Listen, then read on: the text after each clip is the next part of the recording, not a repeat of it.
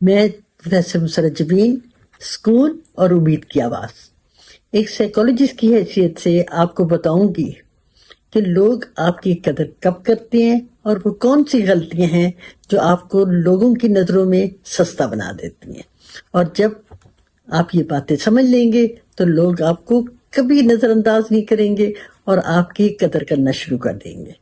آپ نے اکثر محسوس کیا ہوگا کہ آپ سب کے لیے اچھے ہوتے ہیں، آپ مدد بھی کرتے ہیں، قربانیاں بھی دیتے ہیں، پھر بھی لوگ جو ہیں آپ کو فار گرانٹیڈ لے لیتے ہیں۔ تو میں آپ کو کچھ ایسے پوائنٹ دوں گی جس سے آپ کو آپ سمجھ جائیں گے کہ آپ نے کیا کرنا ہے کہ لوگ آپ کی قدر جو ہے وہ کرنا شروع کرتے ہیں۔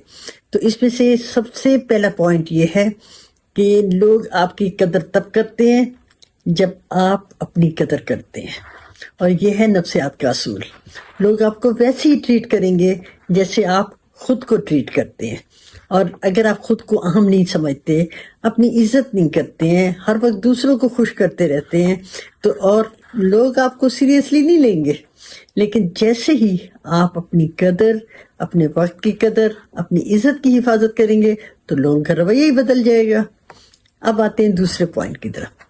جو چیز آسانی سے مل جائے نا، اس کی قدر کم ہو جاتی ہے۔ اگر آپ ہر وقت، ہر کال پہ، ہر مسئلے میں اگر موقع پہ موجود ہو جاتے ہیں، لوگ آپ کی قدر نہیں کریں گے۔ لیکن جب آپ سیکھتے ہیں کہ کب ہاں کہنا ہے اور کب نہ کہنا ہے، تو پھر لوگ آپ کے وقت کی قدر کریں گے۔ اب ہم آتے ہیں تیسرے پوائنٹ کی طرف۔ زندگی میں ہم دیکھتے ہیں کہ بہت سی ہیلدی باؤنڈریز بنانی ضروری ہوتی ہیں۔ باؤنڈریز کے حدود۔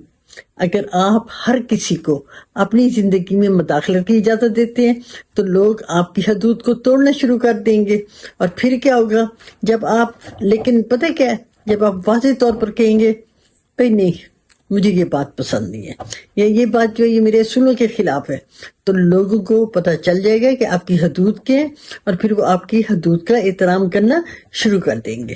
اب ہم آتے ہیں چوتھے پوائنٹ کی طرف۔ لوگ آپ کی قدر تب کرتے ہیں جب آپ بااصول ہوتے ہیں، اپنے اصولوں پر قائم رہتے ہیں، اور جب آپ اپنے لوگوں کو خوش کرنے کے لیے جو لوگ اپنے اصول بدل لیتے ہیں، آج کچھ کل کچھ، ایسے لوگوں کی کوئی ویلیو نہیں ہوتی۔ ان کو معاشرہ جو ہے وہ ان کو اچھا نہیں سمجھتا۔ لیکن جو اپنے اصولوں پر قائم، سچ بولتے، انصاف کرتے ہیں، عزت نفس کی حفاظت کرتے ہیں، ایسے لوگوں کو احترام کی نظر سے دیکھا جاتا ہے۔ اب آتے ہیں پانچویں پوائنٹ کی طرف۔